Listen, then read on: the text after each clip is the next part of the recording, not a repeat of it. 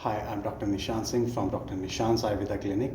आज हम बात करेंगे आर्थराइटिस के ऊपर।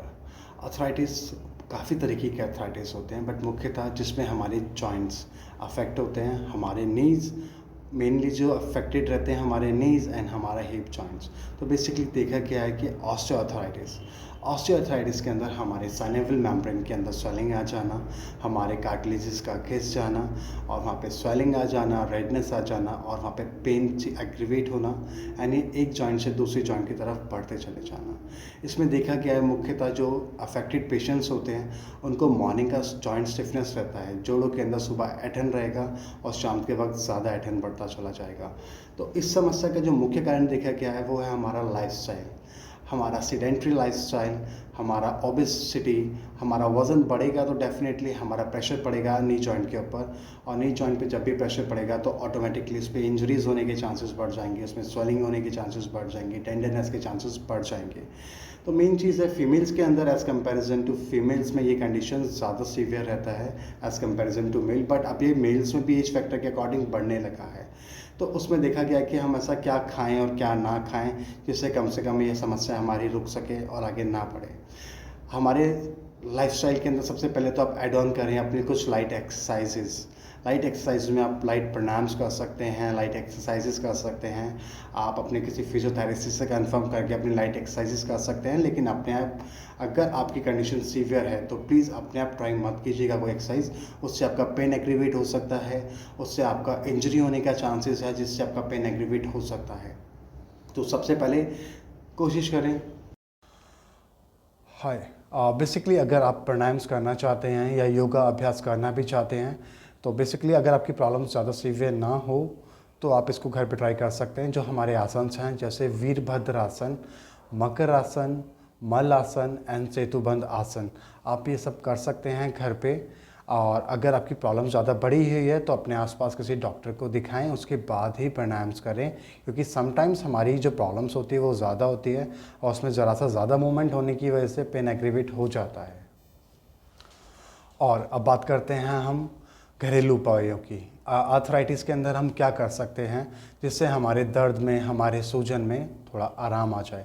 तो उसमें सबसे पहले देखा गया है कि हम आलू और करेले के जूस या करेले का रस लेते हैं, इसको निचोड़ के इसका रस निकाल के अगर हम लें तो उसके हमारी स्वेलिंग और हमारी टेंडरनेस और हमारा पेन मुख्यतः इसमें हमें लाभ मिलता है बहुत ही अच्छे तरीके से। उसके बाद देखा जाए तो आर्थराइटिस के पेशेंटों को अपनी डाइट के अंदर गार्लिक को ऐड ऑन करना चाहिए। गार्लिक के अंदर कुछ ऐसे कंपाउंड्स पाए जाते हैं जो कि हमारी स्वेलिंग कम करने में, आर्थराइटिस की स्वेलिंग कम करने में बहुत फ़ायदा देते हैं। उसके साथ साथ देखा जाता है अदरक। अदरक का एक बहुत महत्वपूर्ण उपयोग है आर्थराइटिस के अंदर, संधिवात के अंदर। अगर हम अदरक को लगभग 3 से 5 ग्राम अदरक हम दिन में 3 बार उपयोग में लाएं तो इसमें देखा गया है कि हमारी जो स्वेलिंग है वो बहुत तेज़ी से उतर जाती है। लगभग 5 से 7 दिन के अंदर आपको वो रिज़ल्ट दिख सकता है।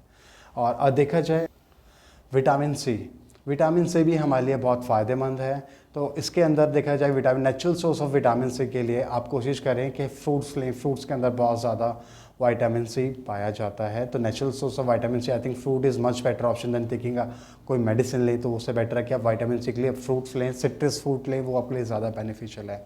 अब बात करते हैं सबसे इम्पॉर्टेंट पार्ट की। हमारे घर में हल्दी तो पाई जाती है सब घरों के अंदर। हल्दी के अंदर एक जो मेन कंपाउंड होता है वो होता है करक्यूमिन। करक्यूमिन के अंदर सबसे ज़्यादा पावर होती है हमारे आर्थराइटिस की स्वेलिंग को क्लियर करने की। आर्थराइटिस की स्वेलिंग को क्लियर करने के साथ साथ ये पेन को पूरी तरह गायब कर सकता है, इसमें इतनी क्षमता होती है। तो कोशिश करें अपने खाने के अंदर हल्दी थोड़ी सी बढ़ा लें। जिन पेशेंटों को दर्द का प्रॉब्लम ज़्यादा रहता है वो या तो करक्यूमिन की टैबलेट्स भी ले सकते हैं या फिर खाने में हल्दी बढ़ाएं, वो आपके लिए फ़ायदेमंद रहेगी। अब बात करते हैं आर्थराइटिस के पेन के लिए और क्या हम कर सकते हैं। तो संधिवात की जो परेशानी है, आर्थराइटिस की जो परेशानी है, घुटनों में दर्द की जो समस्या है, उसके लिए आप सबसे बेस्ट ऑप्शन है लंगन। इसको हम उपवास भी कह सकते हैं, इसको हम फास्टिंग भी कह सकते हैं। अब हम बात करेंगे कि फास्टिंग क्यों इम्पॉर्टेंट है। एक्चुअली अगर अब देखा जाए आर्थराइटिस में हमारे शरीर के अंदर वात अधिक बढ़ने की वजह से और आम अधिक बढ़ने की वजह से, जब भी हमारे शरीर में आम बनेगा, आम होता क्या है, अनडाइजेस्टेड फूड जो हमारे इंटेस्टाइन में रिजर्व रहता है। जब भी हमारे इंटेस्टाइन प्रॉपर्ली खाने को डाइजेस्ट नहीं कर पाती है तो उसमें एक म्यूकस फॉर्म होता है जिसको हम बोलते हैं आम, और आम से बढ़ता है हमारे शरीर में वात। और जब भी हमारे शरीर में वात बढ़ेगा तो हमारे शरीर के जोड़ों में समस्या बढ़ेगी, दर्द की, स्टिफनेस की। तो बेसिकली सबसे ज़्यादा फ़ायदेमंद है फास्टिंग। फास्टिंग करने से हमारे आम का पाचन होता है और उसके साथ साथ देखा जाता है कि वात हमारा धीरे धीरे कम होता है। और उसके साथ में अगर हम कुछ परहेज़ करें खाने के अंदर, जैसे उड़द की दाल कम कर दें, काले चने ना लें, राजमा, छोले, उड़द की दाल, मूली, ये सारी चीज़ों का सेवन थोड़ा सा कम करें। गोभी बहुत नुकसानदायक है घुटनों के दर्द के लिए, तो इनका सेवन आप जितना कम करेंगे उतना आपके लिए बेहतर रहेगा। हाँ, अब बात करते हैं हम उपचार की। आयुर्वेदा में हम किस तरीके से उपचार करते हैं। अगर हम बात करें ट्रीटमेंट की तो बेसिकली इस दो तरीके की चीज़ें जो हम देखते हैं आज के टाइम में। पहली चीज़ होती है पेन मैनेजमेंट। मैक्सिमम लोग आज की डेट में पेन मैनेजमेंट के ऊपर बात करते हैं कि हम आर्थराइटिस के अंदर पेन मैनेजमेंट करेंगे। तो पेन मैनेजमेंट में वो क्या करते हैं, पेन मैनेजमेंट में मैक्सिमम वो ड्रग्स यूज़ करते हैं। ड्रग्स जो हमारे केमिकल्स ड्रग्स होते हैं, जो हमारी मेडिसिन होती हैं, मॉडर्न मेडिसिन होती हैं, जिसके अंदर वो maximum anti inflammatory drugs use करते हैं, स्टेरॉइड्स यूज़ करते हैं, नारकोटिक्स यूज़ करा जाता है। एंड इसके साथ साथ स्टेरॉइड्स की जो कंडीशंस होती हैं, जो डोजेज़ होती हैं, वो बहुत ज़्यादा रहती हैं। स्टेरॉइड के साथ साथ में इम्यूनोसप्रेसिव ड्रग्स बहुत ज़्यादा यूज़ किए जाते हैं, जिसका सबसे ज़्यादा मुख्य कारण देखा जाता है कि उन पेशेंटों के अंदर लगातार या तो एडिक्शन आ जाता है, वो धीरे धीरे उन दवाइयों पे पूर्णतः निर्भर हो जाते हैं। एंड लगातार उन दवाइयों के सेवन से सबसे ज़्यादा जो इफेक्ट आता है वो हमारी किडनी पे आता है, लीवर पे आता है। किडनी फेलियर के चांसेस बढ़ जाते हैं एंड लीवर डिसऑर्डर्स होने के चांसेस काफ़ी ज़्यादा बढ़ जाते हैं। एंड धीरे धीरे डिपेंडेंसी जो बढ़ती चली जाती है मेडिसिन की हमारी, तो उसकी वजह से कई प्रकार के हमारे शरीर के अंदर अनेक प्रकार के रोग उत्पन्न होते हैं और कई बार तो देखा गया मल्टी ऑर्गन फेलियर होने के चांसेस तक भी बन जाते हैं। तो ऐसा हम क्या करें जिससे इन सब चीज़ों से हम बच सकें। तो सबसे पहले हम देखा जाए कि एक होता है मैनेजमेंट और एक होता है ट्रीटमेंट।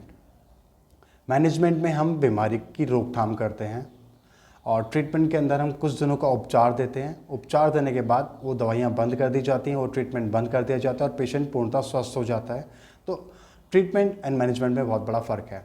अब बात करते हैं ट्रीटमेंट की। तो ट्रीटमेंट मतलब उपचार को करने से पहले हम समझेंगे आयुर्वेदा में जो संधिवात होता है, आर्थराइटिस, वो होता क्या है। एक्चुअली हमारे शरीर के अंदर आम बनने की वजह से जब भी वात दूषित होता है या वात एग्रीवेट होता है तो तब वो हमारे शरीर के जोड़ों में ऐंठन और दर्द को बढ़ाता है। आयुर्वेदा में हम जो चिकित्सा करते हैं वो दोषों के ऊपर चिकित्सा करते हैं।